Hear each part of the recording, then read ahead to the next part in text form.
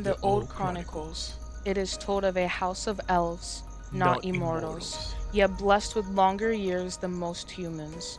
Across many generations, they watched kingdoms rise in splendor and fade into dust, while their own bloodline endured through the slow passing of centuries, Not not eternal. eternal, but patient enough to outlast those who once believed themselves unbreakable, Unbreakable. a dynasty that survived long after others were forgotten. This is the rise of a dynasty that outlived almost everything around it. Temperate for the health small boost.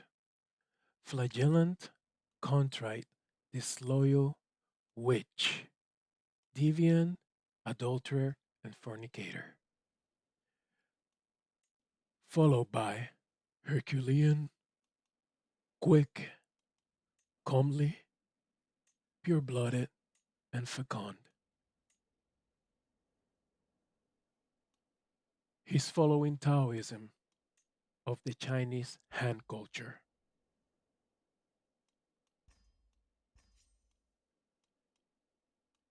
Game rules default as usual.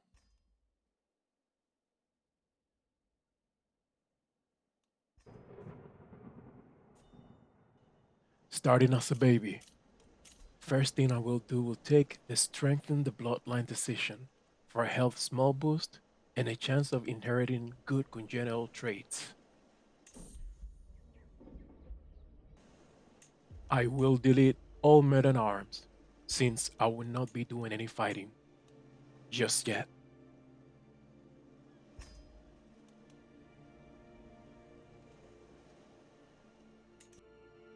I will appoint the greatest tutor in my court.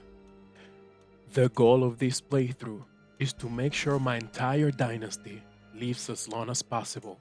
Not just me, but all, by avoiding all the new elder traits, which are faltering heart, infirm, withering mind, clouded eyes, and fragile bones. Each has a trait path on their own, and the older you get, the more dangerous it is. It is an incredible challenge to live past 70, and today I will show you how. How one may attain the unattainable and render possible that which was deemed impossible through the forging of a noble bloodline by the making of elves. Immediately host a grand wedding. We are searching for renowned.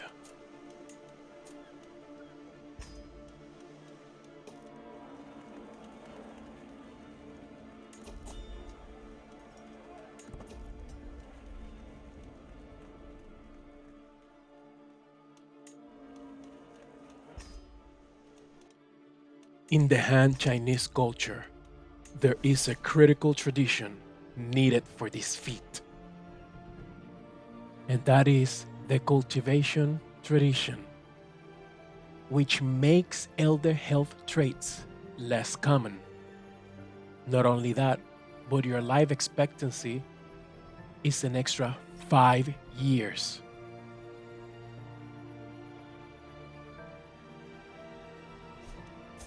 Now, we will combine that with a con, which gives an extra 5.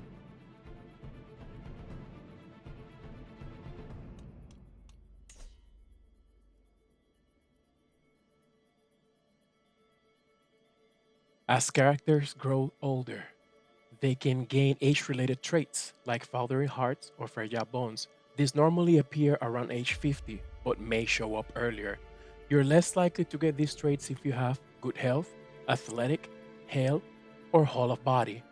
For well-trained mind, family, hierarch, seduce, knowing languages, and having many friends and lovers makes the trait less likely to get.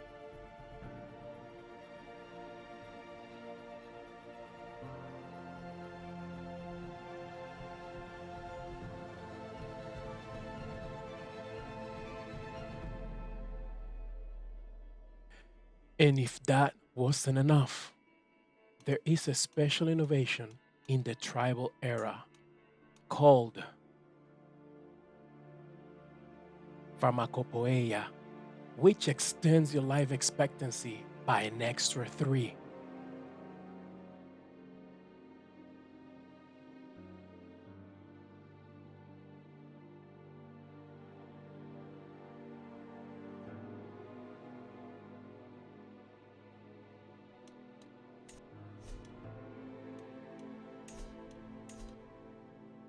But wait, there's more.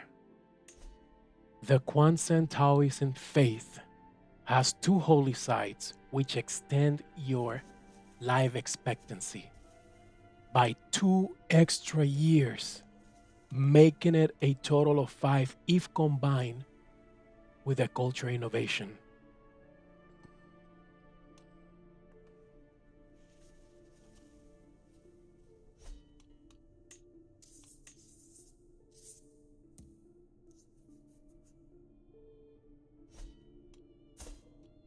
Now, starting as a mandala government is crucial since you have access to the divine aspiration dynasty legacies, which, once you reach Guardians of the Dharma, is an extra 5 years of life expectancy.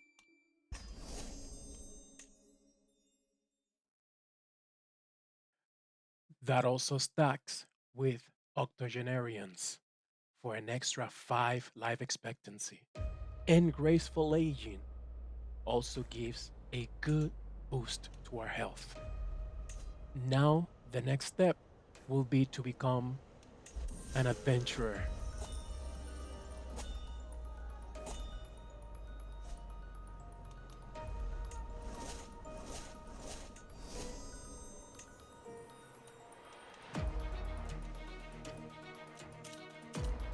We will travel all over the map looking for money and prestige, so we have to become explorers. Followed by, whenever you get a chance, destination focus. We were able to save some money, so the first building we will build will be camp perimeter for the extra safety and travel speed. Second building, supply tent.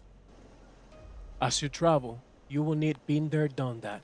Finally there, that you can find in the wandering perk tree, followed by see how it's done and high stakes bartering, which you can find in the stewardship tree.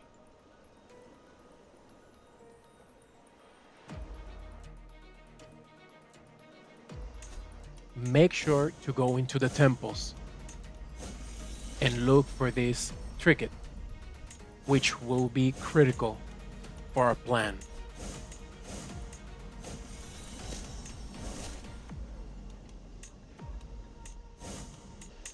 As you can see here, I got 4.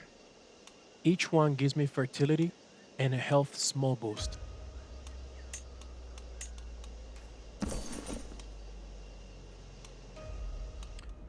And then the most important decision in this playthrough will be Blessing of Peace, which gives you an extra life expectancy per level of devotion, which towards the end of the game I will spam to reach over 150 years.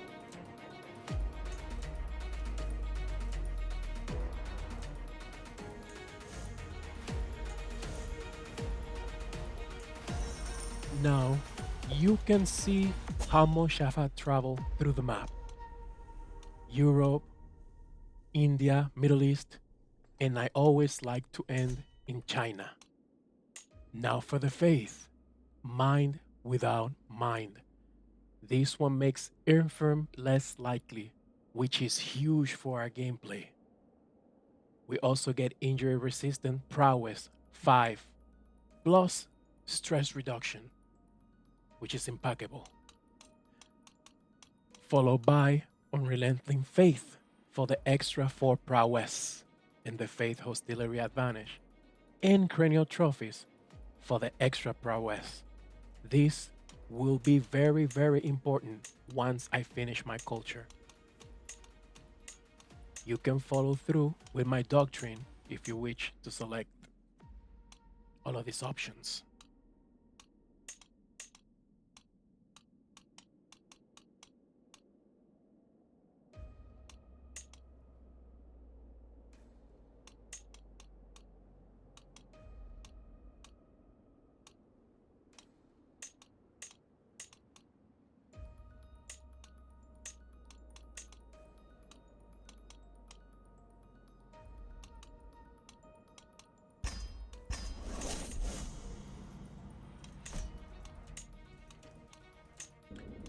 And now that I'm ready, I'm changing my law for swords for hire. I'm gonna buy men at arms to be able to take over a duchy. That's gonna be very important for the next step.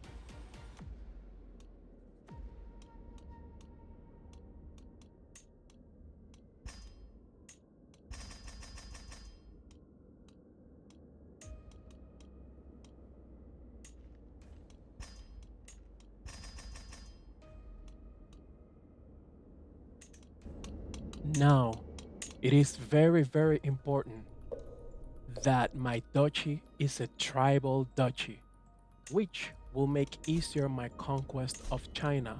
Plus, I need a cultural tradition that can only be obtained if you are tribal.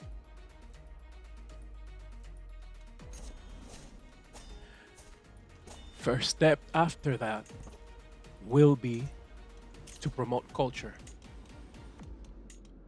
I will make sure every marriage for any of my kids is also a grand wedding. As you can see, I have enough prestige and enough money.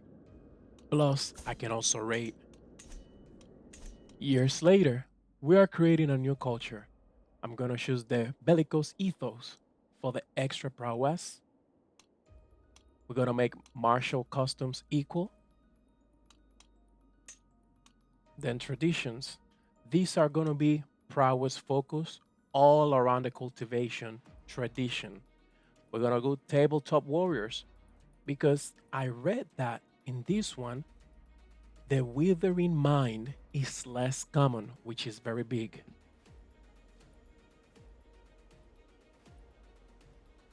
This can be a nasty one if you get it.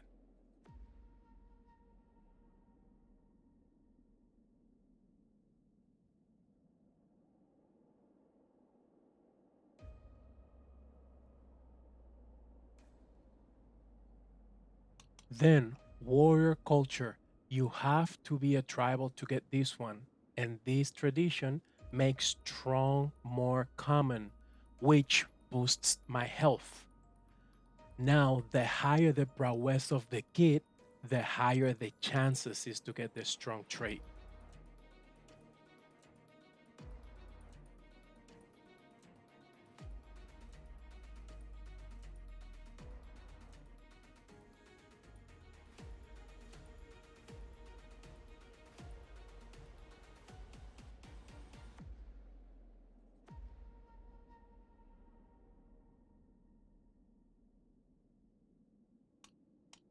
Then we will do warriors by merit for the prowess per level of devotion, which is 2, and sorcerer's metallurgy for the extra prowess per level of devotion, which is 2. Then we will do martial admiration. In combination with my faith, which boosts prowess, my kids will be remarkable with a higher chance to get the strong trait, which means they will live longer. And the longer they live, the higher the prowess, which will make them incredible knights.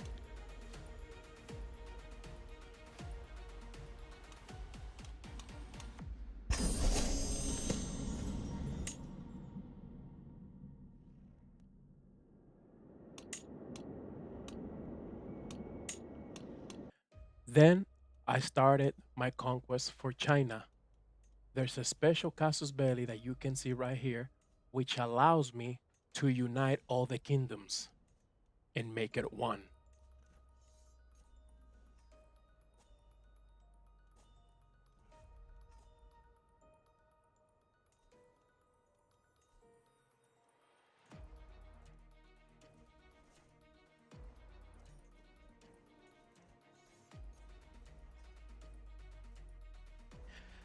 Now, the reason I chose China is because I haven't played here that much, and at 82 years of age, I am able to take the mandate of heaven.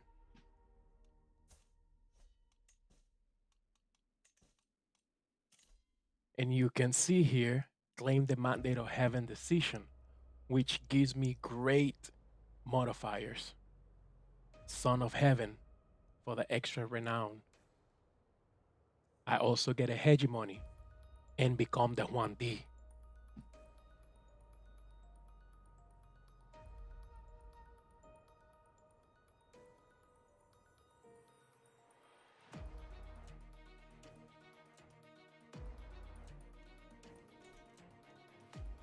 Here, you can also see the dynastic cycle, which will tell me my percentage of land that I have to own to take the claim that my date of heaven.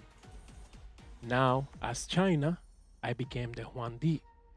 I will explain the mechanics later because the mechanics are different once you become the emperor.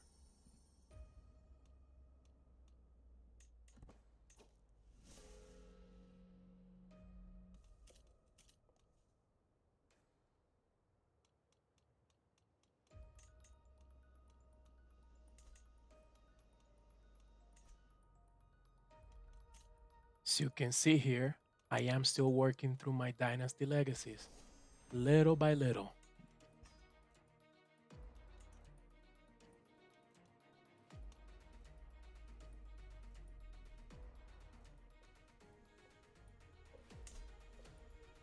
Now, at 119 years of age, in this update, this is a big deal. It is a big deal because it's harder to achieve. As you can see, I finished the Blood Dynasty Legacies. I got 2 extra ones on the King Legacy tree, plus the one in Divine Aspirations. Know thyself, I am close to the end, living around 121 years. I gave money to my next player, and I gave all my nice artifacts to have them ready. Now, every time my player dies, I will choose a new one because my whole point is to create a new cadet house and go back into the hegemony of China. That way, not only I create more renown, but I can continue to study the mechanics. Here, you can see that this is one of my great grandkids. He actually became strong and he has incredible traits, especially temperate. All united, this guy will live for a long time.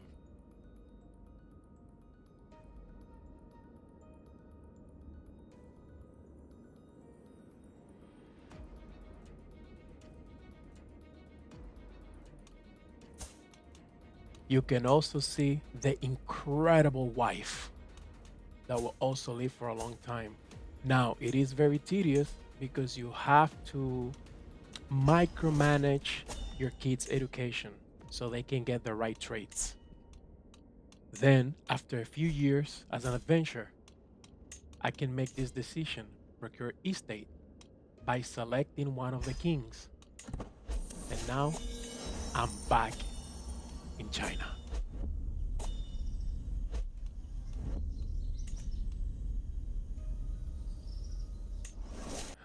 Now, let's talk about the celestial government. Once in it, you're gonna get this option that will give you 2 options. You can work on influence or merit. You wanna choose merit. That way you can climb to the ranks. Here, you can see that there is 9th rank. So you start at the lowest rank. The higher the rank you achieve, the higher the title you can get. For example, in a little bit, I'm going to be able to get counties. Then you get higher, you can get duchies. The higher you get, then kingdoms and empires. Now, how do you do that? Well, by taking imperial exams.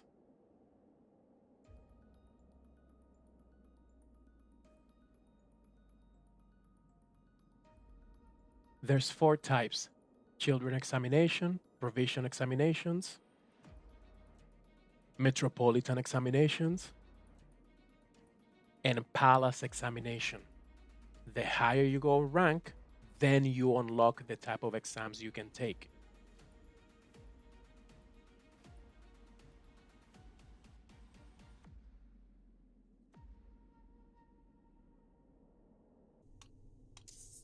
You can pause and read more about it. You can do civilian of military. Every video on YouTube that I have found is focused on civilian, but here I want to focus on military and how to climb the ranks in the military career path.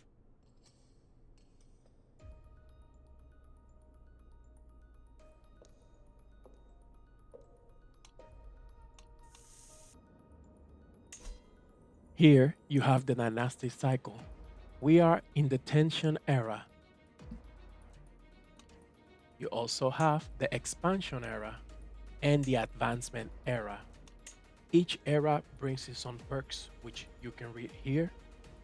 For the most part, you either want to be advanced for stability or expansion.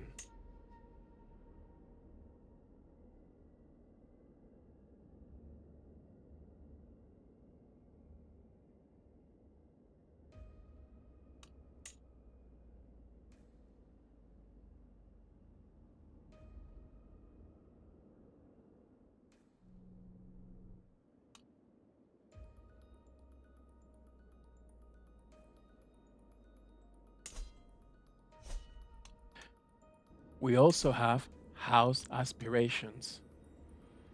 You have ritual, righteousness, integrity, and honor. For this playthrough, we will play honor.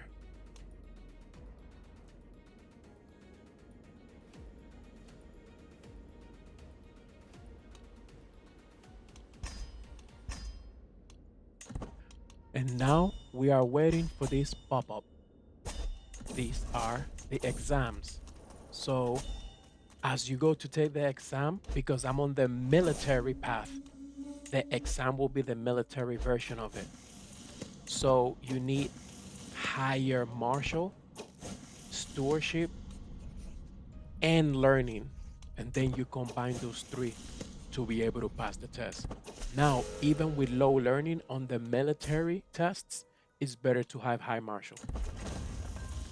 Make sure to pick the decisions that give merit, because you need merit, a lot of it.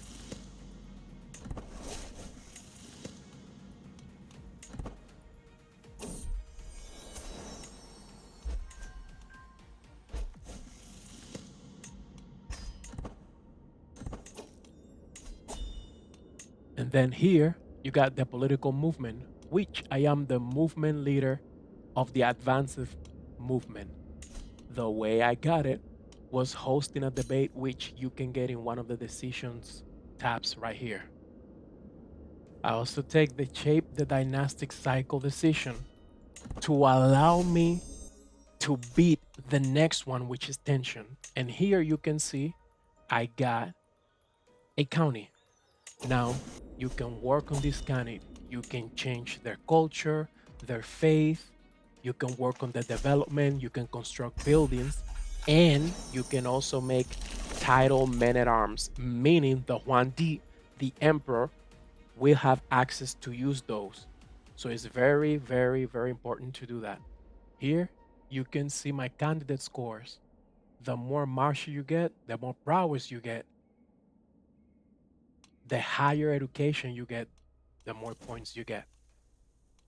Now we reached the tension era, and I was not able to climb the ranks. So I actually had to unite all kingdoms and unite China again. But now you can see here, I got the Guardians of the Dharma. I also got octogenarians, and I'm one shy of graceful aging to complete everything. After getting all dynasty legacies, years later, this is year 1192, I was able to make the perfect elf. He's 100 years of age, and I don't have an elder trait yet. And now I want to show you the dynasty members, which is a crazy number. We're going to go by age, and from the eldest, you can see here 100, 99, 99, 97. This is ridiculous. Incredible.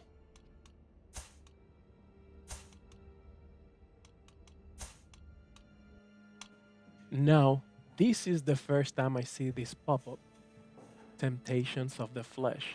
So you can actually eat this guy and get a huge boost for like 10 years. I took at least 4 of them with this player.